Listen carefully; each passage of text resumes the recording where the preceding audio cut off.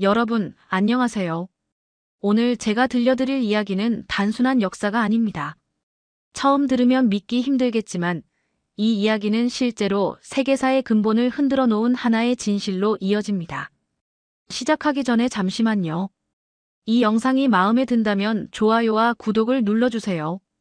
물론 제가 전하는 이야기가 진짜로 흥미롭다고 느낄 때만요. 이제 우리 함께 그 어둠 속으로 들어가 봅시다. 나는 라르스 헨릭손, 스웨덴 스톡홀름 출신의 국제정치군사 전문기자다.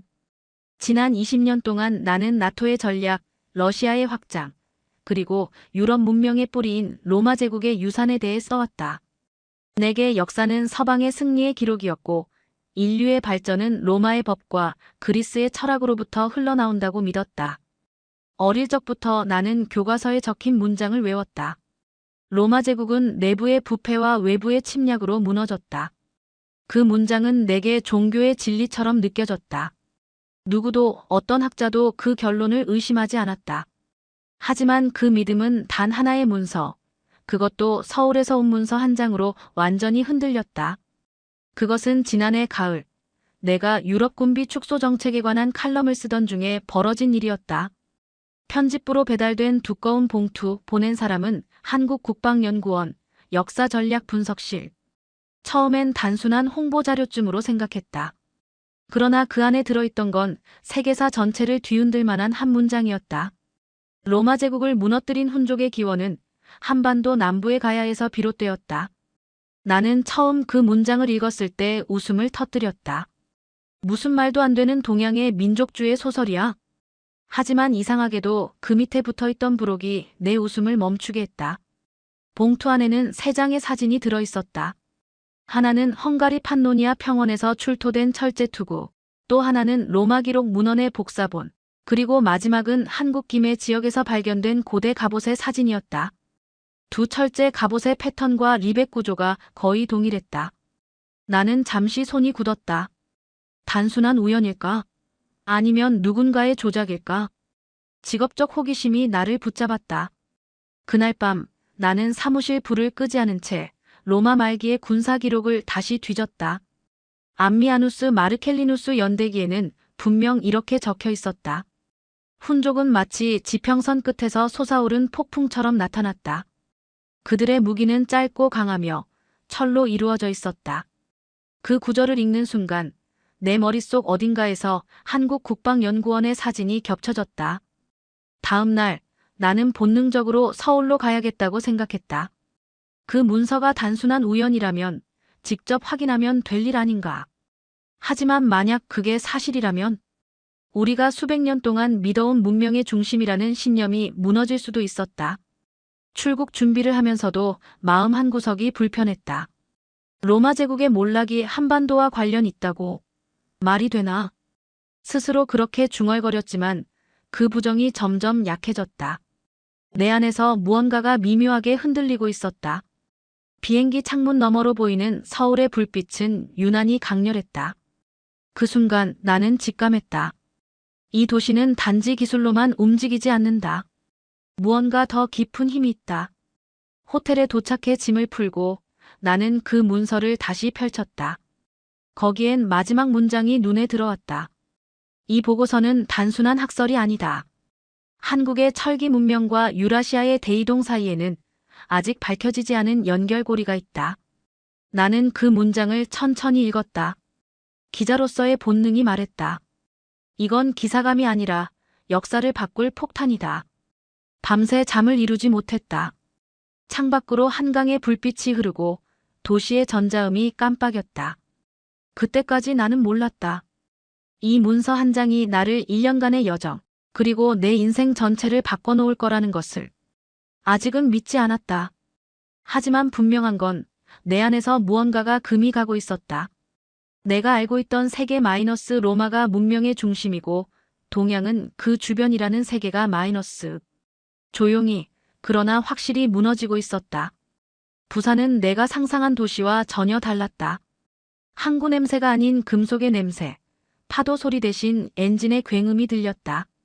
나는 원래 이곳에 한국의 방위 산업을 취재하러 왔다. 주제는 단순했다. 마이너스 K 디펜스, 세계 무기 시장을 뒤흔들다. 하지만 그날 나는 전혀 다른 전장을 보게 될 줄은 몰랐다. 아침 햇살이 항만을 비추고 있었다. 회색빛 안개 속에서 거대한 선박들이 천천히 움직였다. 그중 하나는 최신형 잠수함 장보고와 이아이아이. 한미에는 새겨진 문구가 있었다. 말이 아닌 판을 움직이는 자. 그 문장을 읽는 순간 묘한 감정이 일었다. 이 나라는 이제 더 이상 바둑판의 말이 아니구나. 현대중공업 조선소에서 인터뷰를 마친 후 나는 부산대학교 근처의 작은 길로 향했다. 그곳에서 국방 관련 연구자와의 비공식 미팅이 잡혀 있었다. 하지만 길을 잘못 들어선 골목 끝에서 이상한 장면을 보게 됐다. 황토색 천막, 가야 고분군 발굴 현장이라는 팻말. 헬멧을 쓴 젊은 연구원들이 땅을 파고 있었다. 순간 발걸음이 멈췄다. 한 여성이 나를 보고 다가왔다. 관람은 금지되어 있습니다. 나는 기자증을 내밀었다. 저는 스웨덴에서 온 기자입니다. 국방 산업을 취재하던 중인데 여긴 무슨 작업인가요? 그녀가 잠시 망설이더니 조용히 말했다. 여기요? 세상을 조금 시끄럽게 만들 수 있는 걸 찾고 있습니다. 그녀의 이름은 류아은, 부산대학교 고고학 연구팀의 부교수였다. 우리는 발굴 현장 끝에 놓인 천막 안으로 들어갔다. 그녀가 천 조각을 걷자 흙 속에서 드러난 금속 파편이 보였다. 나는 본능적으로 숨을 삼켰다. 이건 철제인가요? 네. 5세기 것으로 추정돼요. 놀라운 건 이 합금 조성이 현대 군수관과 유사하다는 겁니다. 그녀는 노트북 화면을 돌려 보여주었다. 분석 수치에는 망간 0.3%, 니켈 1.1%, 인 0.05%라고 적혀 있었다. 나는 놀랐다. 이건 유럽 중세 이전엔 불가능한 조합입니다. 그렇죠. 그런데 이건 한국 남부 바로 여기에 묻혀 있었어요. 천막 밖에서는 젊은 연구원들이 흙을 걷어내고 있었다. 그중 한 명이 소리쳤다. 교수님, 여기 활 모양 금속편이 또 나왔어요. 류하은이 달려갔다. 나는 그 뒤를 따랐다. 그곳에는 짧고 휘어진 활의 뼈대가 있었다. 그녀가 미세붓으로 흙을 털며 중얼거렸다. 복합궁 구조네요. 나무, 뼈, 힘줄 이건 말 위에서 쏘는 전형적인 기마궁이에요. 내 머릿속이 멍해졌다. 기자 생활 20년 나는 이미 그 모양을 알고 있었다. 유럽 전쟁사에서 로마의 공포라 불리던 훈족의 복합궁이었다. 이게 진짜라면 네, 세상은 가야를 다시 써야 할 겁니다. 그녀는 조용히 말했다. 훈족의 활과 가야의 활이 같다면 로마 제국의 종말은 단지 유럽의 문제가 아니겠죠. 그때까지 나는 여전히 반신반의했다. 하지만 이상하게도 그 말이 내 가슴을 세게 때렸다. 교수님, 혹시 이 발굴은 정부 지원인가요? 국방부 일부와 공동 연구 중이에요. 최근에 DNA 분석팀도 합류했어요. 철의 제국가야가 단순한 지역국가가 아닐 수 있다는 가설 때문이죠. DNA라는 단어가 내 귓가에 남았다. 군수산업 취재 중 고고학자와 DNA라니 기묘한 조합이었다. 그러나 나는 느꼈다. 이건 단순한 발굴이 아니라 무언가 거대한 역사전쟁의 서막이라는 걸. 그날 저녁 나는 광안리 해변의 벤치에 앉아 있었다. 바다 건너 보이는 조선소의 불빛이 반짝였다. 멀리서 장보고급 잠수함이 시험 운항을 하고 있었다. 그 순간 문득 떠올랐다. 5세기에도 이 땅의 전사들은 철로 세상을 건넜고 지금의 한국도 다시 철로 세상을 연결하고 있다. 나는 노트북을 켰다. 제목을 쳤다. 가야, 그리고 잊힌 제국의 그림자. 그 문장을 입력하는 순간 기자로서의 본능이 말했다. 이건 단순한 산업 취재가 아니다. 역사의 균형이 흔들리고 있다. 부산의 밤하늘 아래 조용히 파도를 바라보며 나는 생각했다. 로마의 어둠은 이미 그날 이곳에서 시작된 건지도 모른다. 그날 이후 나는 완전히 다른 세계로 들어가 있었다. 부산에서 본 그 한 조각의 쇳덩이는 단순한 고대 유물이 아니었다. 그것은 나의 믿음을 흔들고 세계사의 뿌리를 뒤집을 열쇠였다. 서울로 돌아오자마자 나는 국방연구원과 부산대학교의 공동실험실을 다시 찾았다. 연구원들은 가야 고분에서 발굴된 철제 파편의 정밀 성분 분석을 막 끝낸 상태였다. 하얀 실험복을 입은 과학자들이 긴장된 표정으로 결과를 기다리고 있었다. 결과가 나왔습니다. 김지우 박사가 화면을 가리켰다. 두 개의 그래프가 나란히 떠 있었다. 하나는 가야 유물의 철 성분, 다른 하나는 헝가리 판노니아 평원에서 출토된 훈족 갑옷 조각의 성분이었다. 그래프의 선이 놀라울 정도로 겹쳐 있었다. 망간, 니켈, 인의 비율이 거의 완벽하게 일치합니다. 박사가 조용히 말했다. 이 정도의 합금 기술은 5세기 유럽에서는 존재하지 않았습니다. 나는 숨을 삼켰다. 그럼 가야의 철이 서쪽으로 건너갔다는 뜻입니까? 박사는 미묘한 미소를 지었다. 우린 단정할 수 없습니다. 하지만 역사는 방향이 아니라 연결로 존재하니까요. 순간 실험실 안은 정적에 휩싸였다. 모두가 그 말의 의미를 알고 있었다. 훈족의 철은 가야의 철이었다. 며칠 뒤 그 결과는 언론에 새어나갔다. 서울의 한 신문이 이렇게 보도했다. 가야 철기, 훈족 무기와 성분 일치, 로마 붕괴의 기원이 한반도. 그 한 줄의 기사로 세상이 흔들렸다. 유럽의 역사학자들은 즉시 반박문을 냈다. 훈족은 중앙아시아의 유목민이다. 한국이 자국의 역사를 과장하고 있다. 그러나 동시에 다른 학자들은 말했다. 합금의 조성은 거짓말을 하지 않는다. 사실이 있다면 받아들여야 한다. 논쟁은 순식간에 불길처럼 번졌다. 서울대와 국방연구원의 공동보고서는 국제학술지에 실렸고 프랑스와 독일, 영국의 학자들은 잇따라 토론회를 열었다. 그중 한 장면이 아직도 기억난다. 파리의 어느 회의실에서 한 프랑스 고고학자가 격앙된 목소리로 외쳤다. 만약 훈족의 기술이 한반도에서 왔다면 로마의 멸망은 동쪽에서 시작된 셈이오. 순간 좌중이 얼어붙었다. 나는 취재 노트를 덮으며 속으로 중얼거렸다. 그렇다.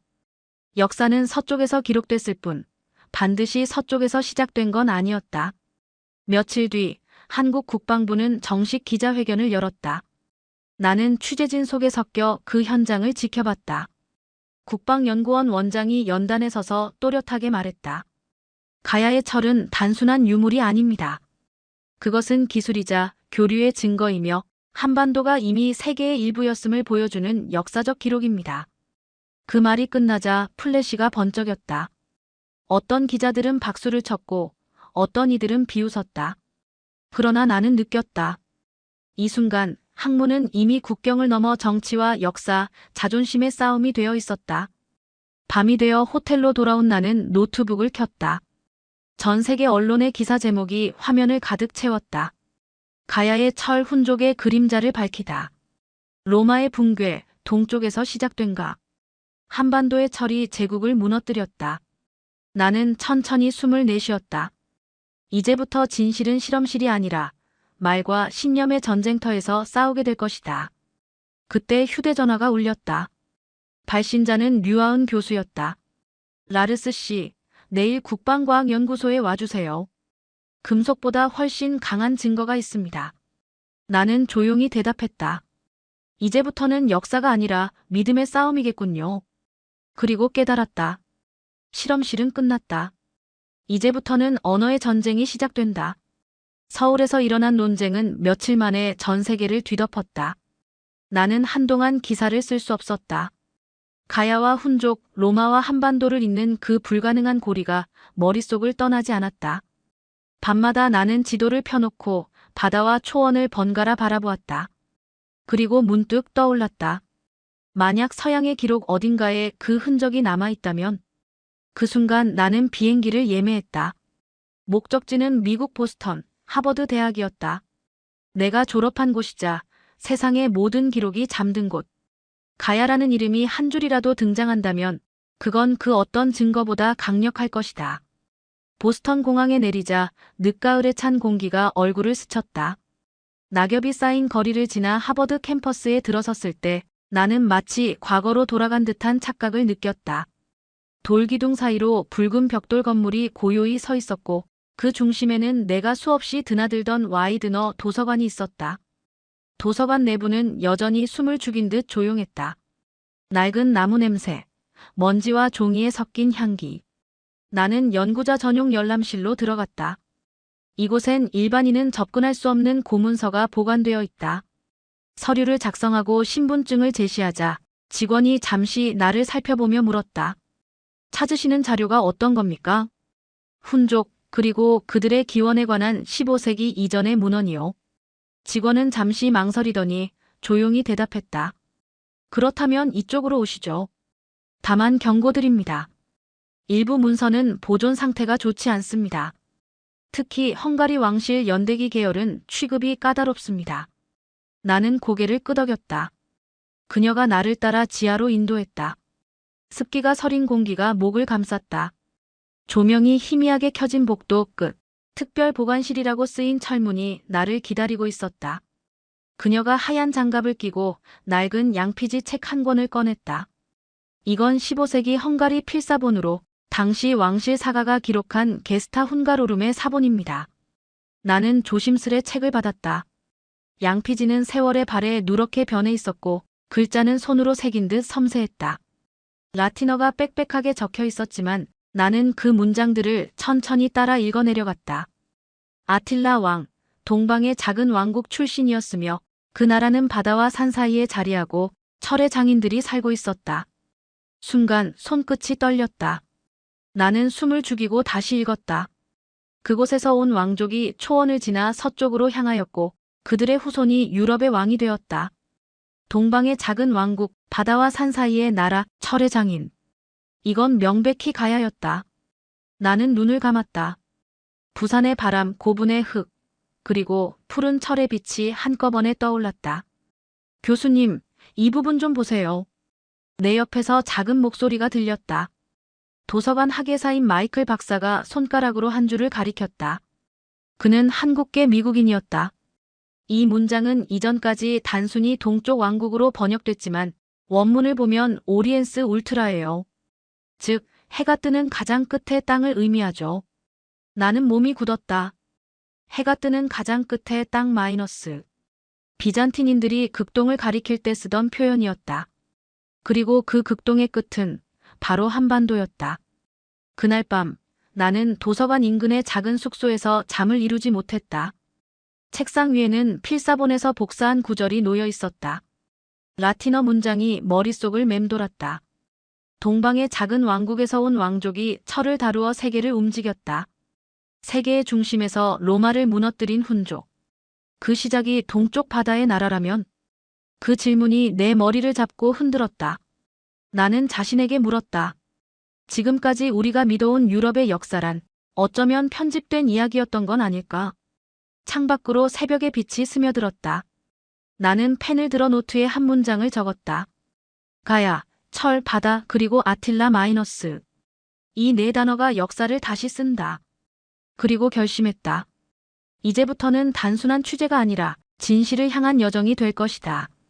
라틴어 필사본의 내용이 정리된 지 불과 사흘 뒤였다. 누군가가 내 보고서 일부를 온라인에 올려버렸다. 나는 그 사실을 아침 뉴스로 알았다. 화면에는 내 이름과 함께 이런 자막이 떠 있었다. 하버드 출신 기자, 아틸라의 고향은 한국이라 주장. 그 순간 내 전화기가 폭발하듯 울리기 시작했다. 일본, 중국, 유럽의 언론사들이 동시에 인터뷰를 요청했고 트위터와 각종 포털 사이트엔 가야 훈족설이 순식간에 실시간 검색어 1위에 올랐다. 나는 그저 놀랄 뿐이었다. 나는 아직 어떤 공식 입장도 내지 않았는데 세상은 이미 결론을 내리고 있었다. 그날 오후 도쿄에서 첫 번째 반응이 나왔다. NHK 뉴스 속보였다. 한국 측 연구진이 훈족의 기원을 한반도 가야로 연결하려는 시도를 하고 있습니다. 일본 학계는 이를 역사 왜곡 행위로 규정했습니다. 이어 일본 외무성이 긴급 성명을 발표했다. 훈족은 중앙아시아 유목민으로 일본과의 연관은 없으며 한국의 주장은 과도한 민족주의적 해석이다. 그러나 곧 그들의 말에 숨겨진 불안이 느껴졌다. 왜냐하면 가야라는 이름은 오래전부터 일본이 이용해온 민감한 단어였기 때문이다. 그들은 한반도 남부에 임나 일본부가 있었다고 주장해왔다. 즉 가야는 일본의 식민 통치 기지였다는 것이다. 그런데 지금 세계 언론이 가야가 훈족의 뿌리라 말하기 시작했다. 그건 곧 임나 일본 부설의 완전한 붕괴를 의미했다. 도쿄가 들끓자 이번에는 베이징이 움직였다. 중국 외교부 대변인이 회견장에서 이렇게 말했다. 훈족은 흉노에서 갈라진 중국계 북방 민족이며 한국은 또다시 역사를 왜곡하려 하고 있다.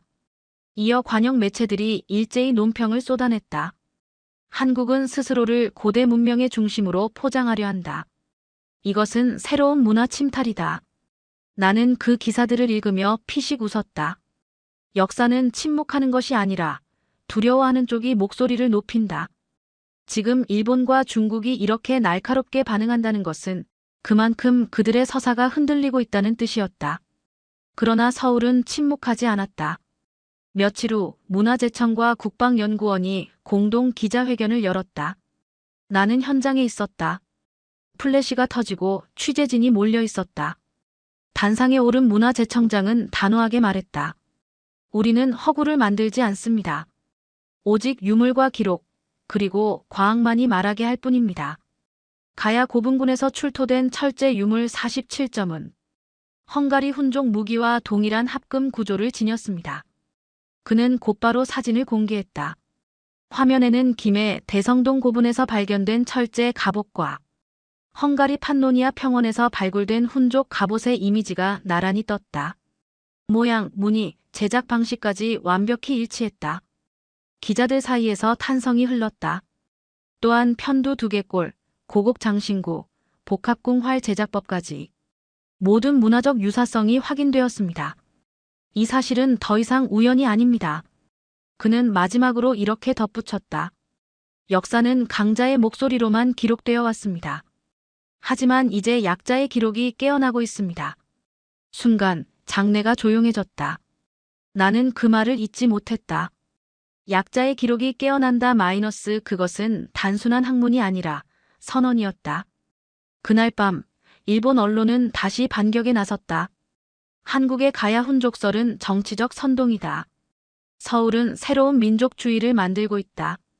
그러나 인터넷의 여론은 이미 달라졌다. 세계 각지의 네티즌들이 SNS에 글을 올렸다. 훈족이 한국에서 왔다면 로마의 멸망은 동쪽의 승리였다. 지금까지 우리가 배운 세계사는 절반만의 진실이었다. 나는 그 수많은 반응을 스크롤하며 느꼈다. 이건 단순한 학문 논쟁이 아니라 기억을 되찾는 싸움이었다. 며칠 후 나는 서울 종로의 한 고고학 연구소를 다시 찾았다. 류아은 교수가 나를 맞이했다. 그녀는 피곤했지만 눈빛은 맑았다. 도쿄와 베이징이 아무리 부정해도 유물은 거짓말하지 않아요. 곧 더 확실한 증거가 나올 겁니다. 어떤 증거 말입니까? DNA예요. 그녀는 조용히 말했다. 이제부터는 철이 아니라 뼈가 말할 차례입니다. 그 말이 내 귀에 오래 남았다. 이제부터 역사는 피 속에서 증명될 것이다. 그날 이후 나는 잠시 모든 취재를 멈췄다. 서울의 거리엔 여전히 가야 훈족설을 둘러싼 논쟁이 뜨거웠고 언론은 매일같이 자극적인 제목을 쏟아냈다. 하지만 나는 알고 있었다. 진짜 싸움은 이제부터였다. 쇠붙이가 아니라 사람의 피가 역사를 증명할 차례였다. 며칠 뒤 류아은 교수에게서 연락이 왔다. 내일 국방과학연구소 본관으로 오세요. 모든 준비가 끝났어요. 이른 아침 회색 하늘 아래로 차를 몰았다. 국방연구소는 서울 외곽산 중턱에 자리하고 있었다. 철제 보안문을 통과하자 흰 가운을 입은 연구원들이 분주히 움직이고 있었다. 나는 안내를 받아 생명공학동으로 들어갔다. 문이 열리자 냉기와 함께 특유의 화학 냄새가 코를 찔렀다. 거대한 화면 앞에서 한 중년 여성이 내게 손을 내밀었다. 안녕하세요. 저는 국방과학연구소 유전공학센터의 박은지 박사입니다. 그녀의 눈빛은 피곤했지만 단단했다. 오늘은 역사상 처음으로 가야인의 DNA가 공개됩니다. 연구실 한가운데에는 2개의 유리관이 놓여 있었다. 하나는 김해 대성동 고분에서 나온 인골, 다른 하나는 헝가리 판노니아 평원에서 발굴된 훈족의 유골이었다. 각각의 유리관에는 G532와 H453이라는 코드명이 붙어 있었다. 박은지 박사가 노트북을 열었다. 양쪽 시료의 미토콘드리아 DNA와 Y염 색채를 분석했습니다. 동일 계통 여부를 판단하기 위한 하플로그룹 검사를 진행했습니다. 벽면의 스크린에 2개의 그래프가 떠올랐다. 곡선이 겹쳐지기 시작했다. 점점 일치율이 올라갔다. 92%, 94%, 95% 그리고 마지막 수치가 화면에 멈췄다. 96.3%. 순간 방안이 조용해졌다. 누구도 숨을 쉬지 않았다. 나는 손끝이 저릿했다. 박은지 박사는 낮은 목소리로 말했다. 유전적으로 거의 동일합니다. 김해 고분의 남성 인골과 훈종 무덤의 남성 인골은 같은 북의 혈통에서 갈라진 것으로 보입니다. 그럼 같은 조상이라는 뜻입니까? 내가 묻자 그녀는 천천히 고개를 끄덕였다. 대략 1500년 전 한 집단이 2갈래로 나뉘었다는 계산이 나옵니다.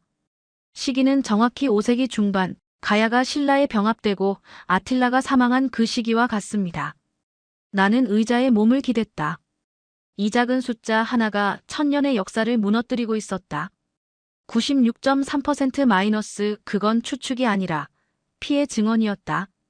연구원 중 누군가가 숨죽이며 속삭였다.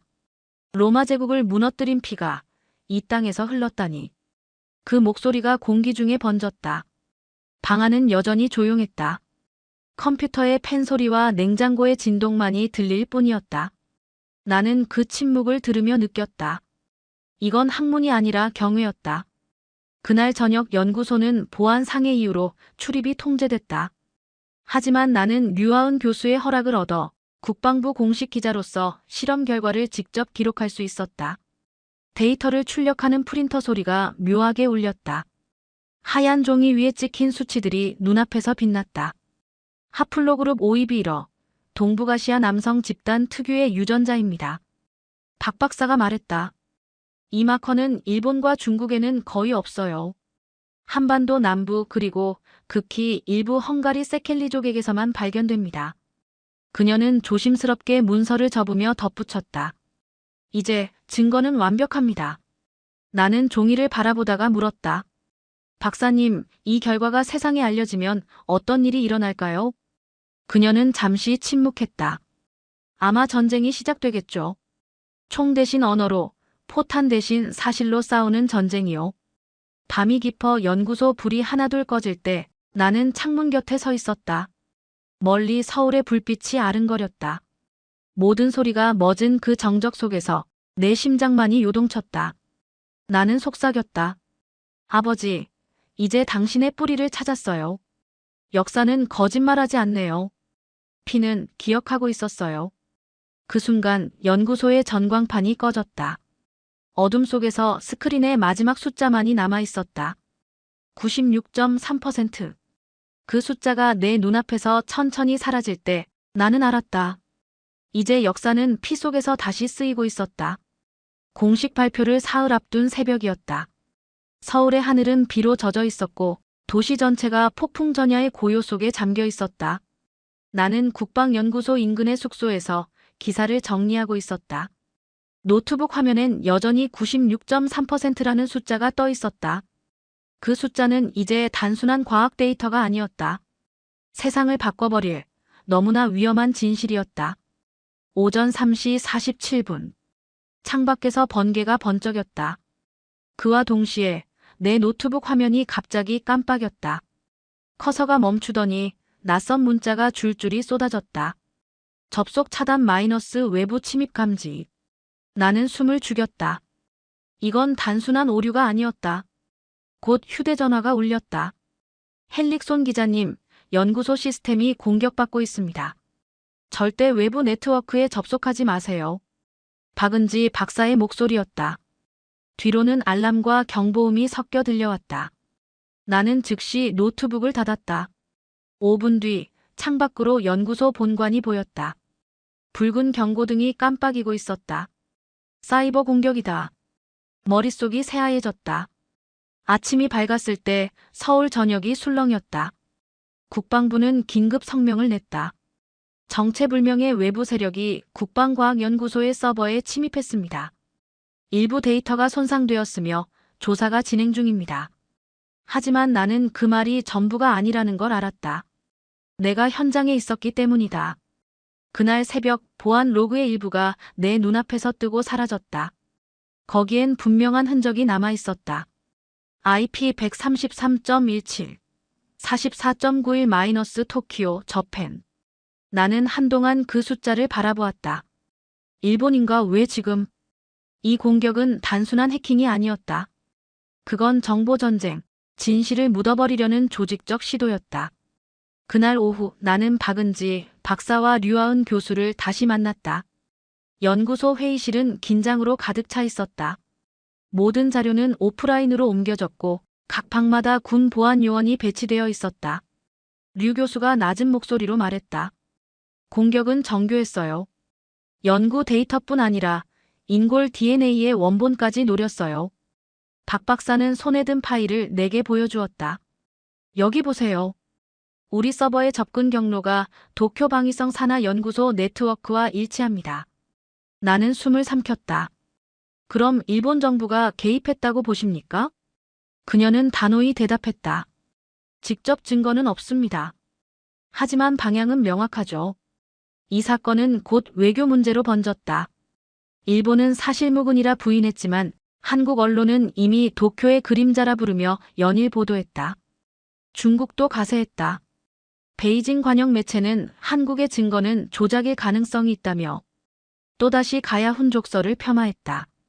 그때 나는 깨달았다. 이건 이제 더 이상 학문의 영역이 아니었다.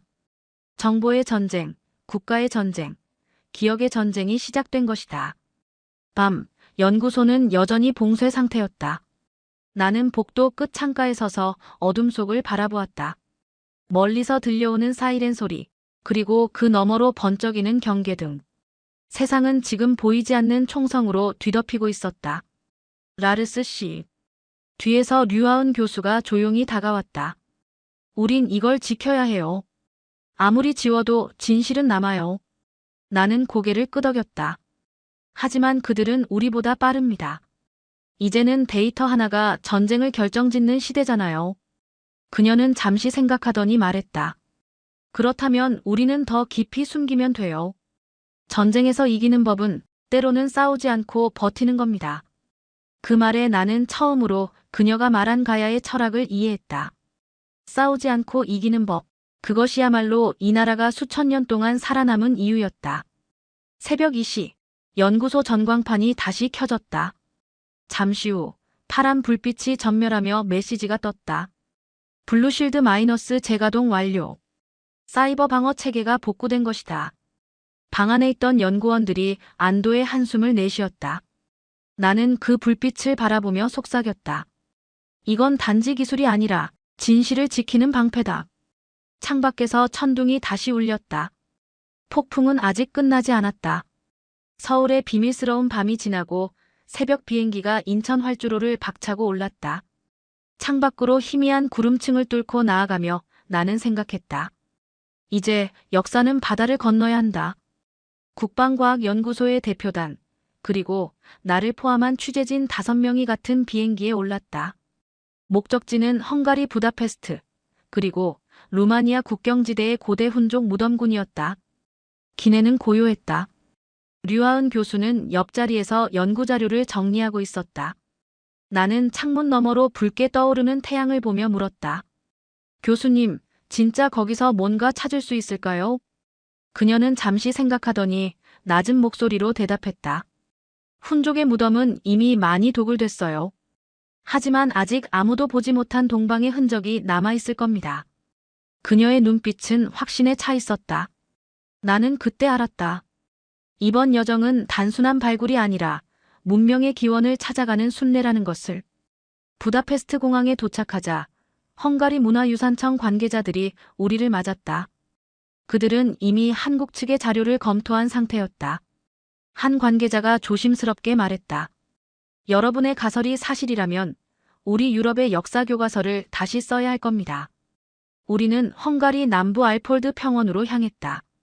차창 밖으로 끝없는 초원이 펼쳐지고 바람에 밀려 풀들이 물결쳤다.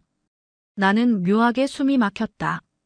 이 초원이 한때 유럽을 정복한 기마민족의 땅이었다는 사실이 믿기지 않았다. 현지 고고학자 안드라시 박사가 안내를 맡았다. 그는 손에 낡은 지도를 들고 있었다. 이곳은 5세기 훈족 왕족 묘역입니다. 최근 새로운 무덤 한 곳이 발견되었죠. 아직 내부는 완전히 공개되지 않았습니다. 우리는 흙먼지를 뒤집어 쓴 채 발굴 현장으로 들어갔다. 깊게 판 구덩이 안쪽에서 고고학자들이 조심스레 흙을 걷어내고 있었다. 그리고 곧 누군가 외쳤다. 무언가 있습니다. 돌판이에요. 모두가 숨을 죽였다. 작업등 불빛 아래에서 낡은 석판 하나가 모습을 드러냈다. 표면은 부식되어 있었지만 그 위에 새겨진 문양은 또렷했다. 류아은 교수가 붓으로 흙을 털며 중얼거렸다. 이 문양은 가야 왕실의 문장과 같습니다. 나는 발굴 카메라를 켜고 줌을 당겼다. 그리고 그때 돌판 아래쪽에서 희미하게 새겨진 글자가 보였다. 라틴 문자도 헝가리어도 아닌 한자였다. 동방가야 왕자 마이너스 동쪽 바다에서 온 가야의 왕자. 순간 현장 전체가 얼어붙었다. 누군가는 숨을 들이켰고 누군가는 울먹였다. 류아은 교수가 낮게 말했다.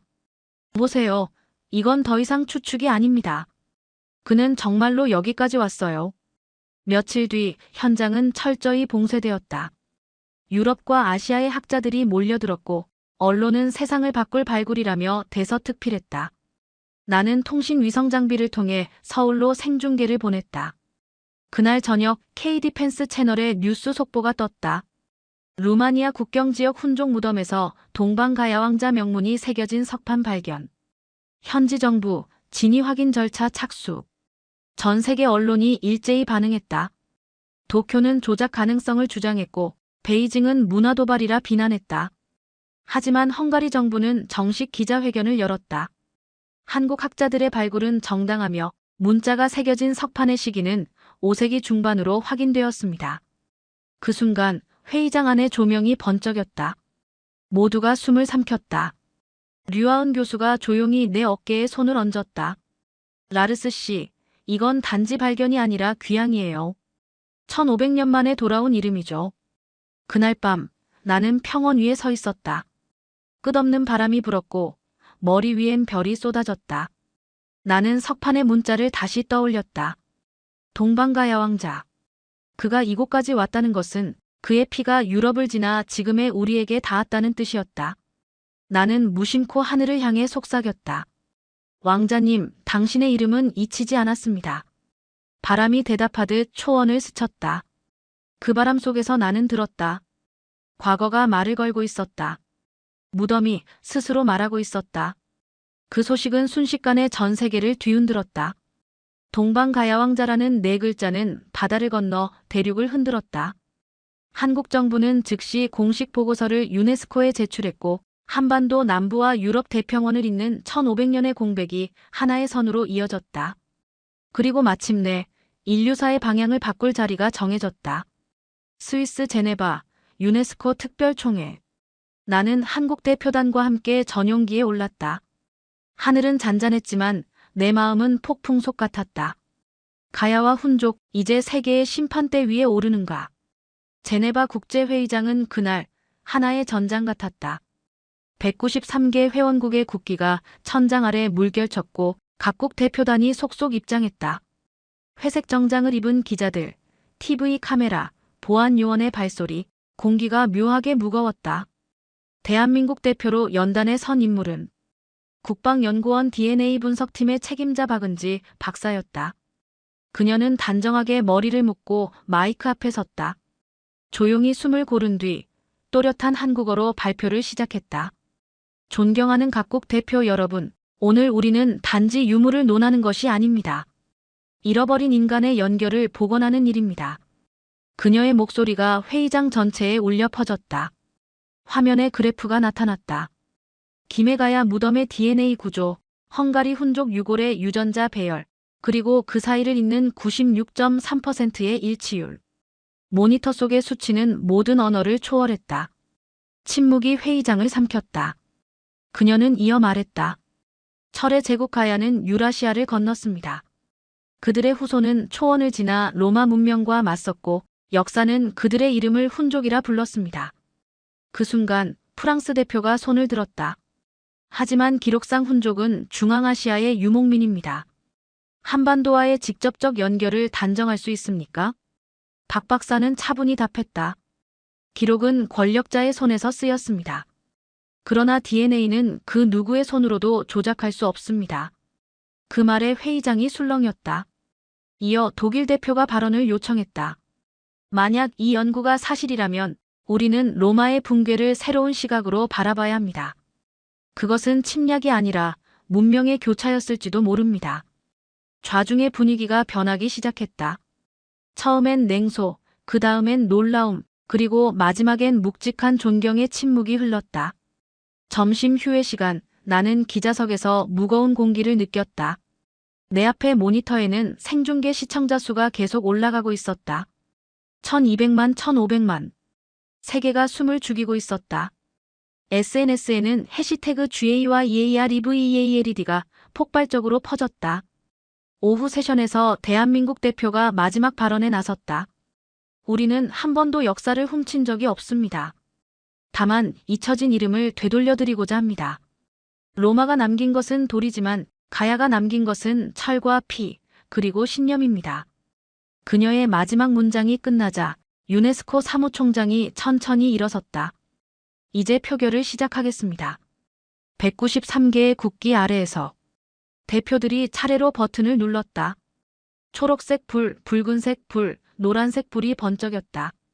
시간이 멈춘 듯 느리게 흘렀다. 그리고 전광판에 숫자가 떠올랐다. 찬성 171, 반대 17, 기권 5. 회의장 안에서 탄성이 터졌다. 나는 숨을 삼키며 숫자를 바라봤다. 171 마이너스 그것은 한 문명에 대한 세계의 인정이었다. 유네스코 사무총장이 엄숙히 선언했다. 결의안 1429호 마이너스. 훈족은 한반도 남부의 가야 문화권에서 기원한 집단임을 인정한다. 순간 회의장에 박수가 쏟아졌다. 한국 대표단이 일어나 서로를 끌어안았다.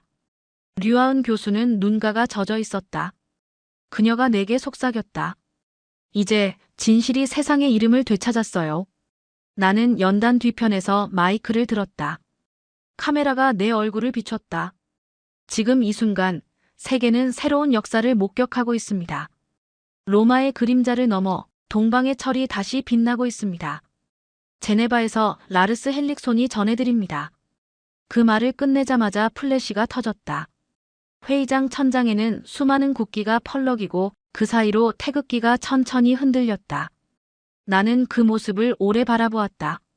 1500년 전의 왕자가 그제야 고향으로 돌아온 듯했다. 제네바의 박수가 멎은 뒤 세상은 전혀 다른 얼굴로 바뀌었다. 불과 이틀 만에 유럽의 신문 일면이 뒤덮였다. 가야의 후손, 로마의 역사를 다시 쓰다. 유라시아 문명의 기원 한반도였다. 이제 세계는 더 이상 로마에서만 출발하지 않았다. 문명의 시계가 조용히 동쪽으로 돌아가기 시작했다. 먼저 무너진 건 일본이었다. 도쿄의 정부 청사 앞에는 항해 인파가 몰려들었다. 한 시민이 들고 있던 팻말엔 이렇게 적혀 있었다. 진실을 감출 수는 없다. 가야의 철은 일본의 거울이다. 일본 언론은 연일 패닉 상태였다. 그들은 수십 년간 주장해온 임나 일본 부서를 철회해야 했고 한국을 역사적 종속국으로 묘사하던 교과서를 폐기했다. 그날 밤 NHK 앵커의 목소리는 떨리고 있었다. 일본은 이제 한반도의 역사를 새롭게 배워야 할 때에 이르렀습니다. 나는 TV 화면을 바라보며 느꼈다. 이건 단지 학문의 문제가 아니다. 지식의 주인이 바뀌고 있다. 중국의 반응은 더 묘했다. 베이징은 처음엔 침묵했다. 그러나 이틀 뒤 외교부 대변인이 짧게 말했다. 역사는 해석의 문제가 아니라 증거의 문제다. 우리는 한국의 연구를 존중한다. 이건 이례적인 발언이었다. 중국이 존중한다는 표현을 쓴 것은 사실상 패배의 인정이었다. 아시아의 힘의 균형이 흔들렸다. 동북아의 중심이 다시 움직이고 있었다. 그리고 같은 주 헝가리 부다페스트에서 역사상 전례 없는 조약이 체결됐다. 공식 명칭은 유라시아 지성 동맹. 한국과 헝가리가 주도한 이 협약에는 핀란드, 폴란드, 카자흐스탄, 터키까지 참여했다. 그들은 기술, 문화, 교육, 군사 연구에 이르기까지 모든 지식 자원을 공유하기로 합의했다. 조인식 현장에 나도 있었다. 헝가리 총리가 연단에 올라 말했다. 가야의 철이 로마를 넘어섰듯 오늘 우리는 새로운 지성의 대륙을 세웁니다. 그것의 이름은 K연합정보체계입니다. 한국 대표단이 박수를 받으며 서명했다. 류하은 교수와 박은지 박사가 나란히 서 있었다. 그들의 눈빛은 결연했다. 나는 그 순간을 사진으로 남기며 생각했다. 이제 서울은 더 이상 배움의 도시가 아니다. 세상을 가르치는 도시다. 며칠 뒤 나는 서울로 돌아왔다. 공항에 내리자 공기가 달라져 있었다. 사람들의 표정엔 자부심이 깃들어 있었다. 광화문 전광판에는 이렇게 쓰여 있었다. 지성의 세기가 열린다. 거리 곳곳에서 나는 변화를 느꼈다. 학교에서는 가야와 훈족이 정식 교과 과정으로 들어갔고 대학에서는 유라시아 연결사라는 새로운 학문이 생겼다. 심지어 어린아이들까지. 우리는 로마를 이긴 민족이야. 라며 웃고 있었다. 나는 미소를 지었지만 마음 한켠이 묘하게 저렸다. 한때 나는 이 나라를 학습하는 국가라 불렀다. 그러나 이제 그 말은 완전히 틀렸다. 그들은 이미 배운 것을 넘어 가르치고 있었다. 국방부 초청으로 나는 한 세미나에 참석했다. 주제는 지식과 안보의 균형. 젊은 장교가 프레젠테이션을 하며 말했다. 우리의 힘은 무기에서 나오지 않습니다. 진실을 끝까지 증명하려는 의지에서 나옵니다. 그 말에 회의실이 조용해졌다. 나는 그 순간 깨달았다. 이 나라는 총보다 진실을 믿는 신념으로 방어한다는 것을. 세미나가 끝난 뒤 나는 청와대 앞길을 걸었다. 늦은 오후의 하늘에 노을이 번지고 있었다. 그 붉은 빛이 유리창에 반사되어 마치 불타는 철처럼 빛났다. 그때 내 머릿속에 한 문장이 떠올랐다. 우리는 전쟁으로 세상을 정복하지 않았다. 우리는 진실로 세상을 설득했다. 나는 그 말을 조용히 녹음기에 남겼다. 언젠가 누군가가 들을 수 있도록. 그리고 미소 지었다. 이제 나는 기자가 아니라 새로운 시대의 증인이 되었다. 서울의 야경이 눈부셨다. 강 건너로 반짝이는 불빛들이 마치 별들이 도시로 내려앉은 듯했다. 나는 그 불빛을 바라보며 속삭였다. 이제 세상은 서쪽에서 동쪽으로 배운다. 그때 한 통의 메시지가 도착했다. 보낸 사람은 류하은 교수였다. 라르스 씨, 내일 새벽 인천항에 오세요. 마지막 장이 남았어요. 나는 휴대폰을 천천히 내려놓았다. 바람이 불었다. 역사는 여전히 움직이고 있었다. 서울에서의 마지막 밤은 이상하리만큼 고요했다. 모든 것이 완성된 듯 보였고 세상은 진실을 받아들인 듯 했다. 그러나 나는 알았다. 진실은 언제나 누군가에게는 위협이다. 그날 밤 인천항에서 돌아온 후 내 메일함에 한 통의 메시지가 도착해 있었다. 보낸 사람은 없었다. 제목엔 단 한 줄. 출판을 멈추세요. 아직 때가 아닙니다. 그 문장을 읽는 순간 등줄기를 타고 냉기가 흘렀다. 나는 노트북을 닫고 창문을 확인했다. 밖엔 아무도 없었지만 누군가의 시선이 느껴졌다. 그로부터 이틀 뒤 나는 스톡홀름행 비행기에 올랐다. 비행기 안에서 원고를 다시 열었다. 제목은 단순했다. 철의 문명 가야에서 로마로. 이 책은 내 인생의 마지막 증언이 될 터였다. 하지만 내 머릿속엔 그 익명의 경고가 계속 맴돌았다. 스톡홀름 공항에 내리자마자 낯선 긴장감이 몰려왔다. 공항 출구에서 나를 기다리고 있을 사람은 아무도 없었다. 그러나 내 뒤를 일정한 속도로 따라오는 그림자 하나가 있었다. 나는 일부러 택시를 3번 바꿔 탔다. 그 그림자는 여전히 따라왔다. 호텔에 도착해 짐을 풀던 순간 책상 위에 전원 어댑터가 살짝 움직여 있는 걸 보았다. 나는 숨을 삼켰다. 전문가가 아니라도 알 수 있었다. 그건 도청 장치였다. 밤새도록 잠을 이루지 못했다. 창밖의 도시 불빛이 물 위에 흔들렸다. 내가 평생을 믿어온 객관성이라는 단어가 갑자기 멀게 느껴졌다. 진실은 빛이 아니라 칼이었다. 누군가에겐 구원이지만 누군가에겐 위협이 되었다. 다음 날 출판사로 향하던 중 내 휴대전화가 울렸다. 익명의 발신자. 나는 잠시 망설이다가 받았다. 헨릭손 씨, 당신이 쓰는 그 책은 세상을 위험하게 만들 겁니다. 목소리는 차분했지만 냉정했다. 당신이 본 것은 일부일 뿐이에요. 그 너머에는 우리가 통제할 수 없는 것들이 있습니다. 당신은 누구죠? 우린 이름이 없습니다. 단지 균형을 지키는 자들이죠. 통화는 끊겼다. 차창 밖에 눈발이 세차게 흩날렸다. 나는 그제야 깨달았다. 이 싸움은 이미 학문을 넘어섰다. 진실과 공포의 경계가 사라지고 있었다. 밤 호텔로 돌아오자 책상 위에 봉투 하나가 놓여 있었다. 안에는 사진 몇 장이 들어 있었다. 첫 번째는 내가 서울 국방연구소를 나서는 장면, 두 번째는 제네바 회의장에서 나와 류아은 교수가 악수하는 장면, 그리고 마지막은 내 집 창문을 향해 찍힌 확대 사진이었다. 봉투 아래에는 짧은 메모가 있었다. 우린 아직 당신을 보고 있다. 나는 그 사진을 천천히 불 속에 던졌다. 종이가 타들어가며 연기가 피어올랐다. 그때 이상하게도 두려움보다 평온이 찾아왔다. 불길 속에서 나는 생각했다. 그들이 아무리 지우려 해도 이미 세상은 알아버렸다. 며칠 후 나는 출판사 회의실에서 편집자와 마주 앉았다. 그녀가 물었다. 정말 이 책을 내시겠습니까? 여러 경고가 왔습니다. 심지어 정부 쪽에서도요. 나는 조용히 웃었다. 이미 늦었습니다. 진실은 내 것이 아니니까요. 그녀가 놀란 눈으로 나를 바라보았다. 나는 덧붙였다. 나는 단지 기록자일 뿐입니다. 진실은 이미 사람들의 입에, 피 속에, 역사 속에 퍼졌어요. 그 말이 끝나자 창밖에서 눈이 내리기 시작했다. 스톡홀름의 겨울은 언제나 차갑지만 그날의 눈은 이상하게 따뜻했다. 그건 마치 1500년 전 가야의 바람이 내 어깨를 스치는 듯했다. 그날 밤 마지막 원고를 마무리하며 나는 이렇게 썼다. 진실은 도망칠 수 없다.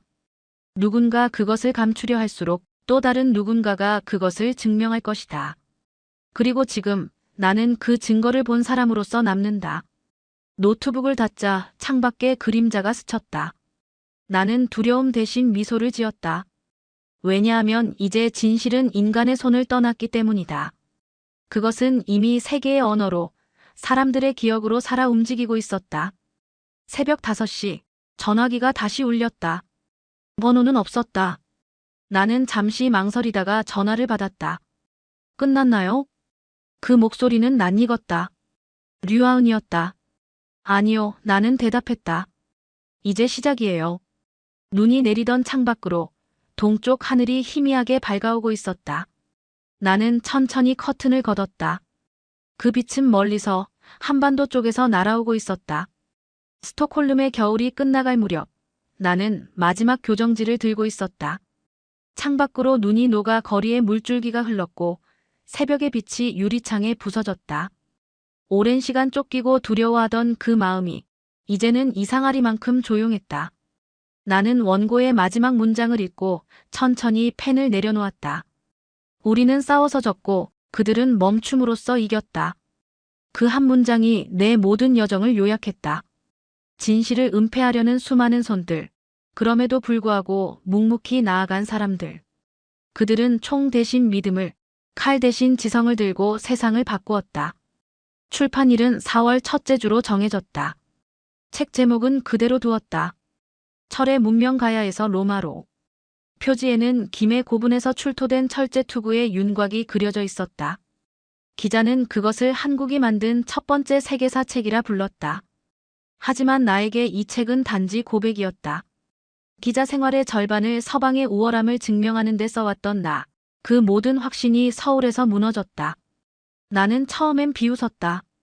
그 다음엔 의심했고 결국엔 무릎을 꿇었다. 이제 나는 인정할 수밖에 없다. 한반도는 더 이상 배움의 변방이 아니다. 그곳은 세상이 다시 배우기 시작한 곳이다. 나는 책의 서문에 이렇게 썼다. 한국은 로마의 적이 아니었다.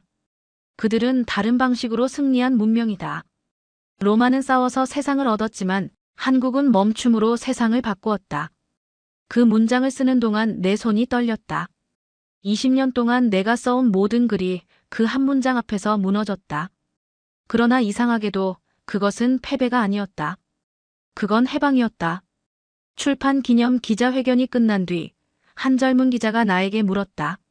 선생님은 이제 한국을 어떻게 보십니까? 나는 잠시 생각하다가 웃으며 말했다. 그들은 싸우지 않고 이깁니다. 침묵으로 세상을 설득하죠. 그것이 진짜 힘입니다. 그 말이 끝나자 회의장 안이 조용해졌다. 나는 그 고요 속에서 한국의 하늘을 떠올렸다. 비가 내리던 인천항, 눈부신 서울의 불빛, 그리고 제네바의 박수 소리. 모든 장면이 하나의 결로 이어지고 있었다. 며칠 뒤 나는 서울로부터 한 통의 짧은 메시지를 받았다. 발신인은 류아은 교수였다.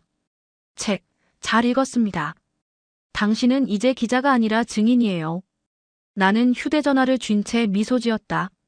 증인 마이너스 그 단어가 내 마음 깊숙이 내려앉았다. 밤하늘엔 북유럽의 별들이 떠 있었다. 나는 창밖을 바라보며 속삭였다. 나는 보았다. 진실은 총보다 강하고 믿음은 제국보다 오래간다. 그날 밤의 일기 마지막 장에는 이렇게 적혀 있었다. 우리는 그들의 기술을 흉내내며 살았다. 그러나 그들은 우리의 오만을 가르쳤다. 그들이 우리에게 남긴 것은 무기가 아니라 믿음과 지성이었다. 나는 펜을 놓고 잠시 눈을 감았다. 멀리서 새벽의 바람이 불어왔다. 그 바람은 차가웠지만 그 안에 생명의 냄새가 있었다. 그것은 아마 내가 서울에서 처음 느꼈던 공기와 같은 것이었다. 그리고 나는 조용히 속삭였다. 한국은 역사를 다시 썼고 나는 나 자신을 다시 썼다. 아무도 모르게 웃음이 났다. 이제 나는 믿는다. 진실은 언제나 돌아온다. 비록 1500년이 걸린다 해도 그 길 끝엔 언제나 가야의 철처럼 단단한 믿음이 기다리고 있다. 창문 밖으로 아침의 빛이 스며들었다. 나는 커튼을 열며 마지막 문장을 노트에 썼다. 그들은 싸우지 않았다. 그들은 멈췄다. 그리고 세상은 그 침묵 앞에 무릎을 꿇었다. 그 순간 나는 알았다. 이 이야기는 끝이 아니라 시작이라는 것을. 한 시대가 저물고 새로운 세기가 마이너스 한국에서 마이너스 떠오르고 있었다. 하늘이 밝았다. 나는 미소를 지으며 카메라를 껐다. 여러분, 오늘 이야기를 들어주셔서 감사합니다. 만약 당신이 진실을 믿는다면 언젠가 이 이야기가 다시 들려올 겁니다. 나는 천천히 말을 이었다. 이것으로 라르스 헨릭손의 이야기를 마칩니다. 다시 만날 때까지 마이너스 믿음을 잃지 마세요. 끝. 다음 이야기에서 다시 만나요.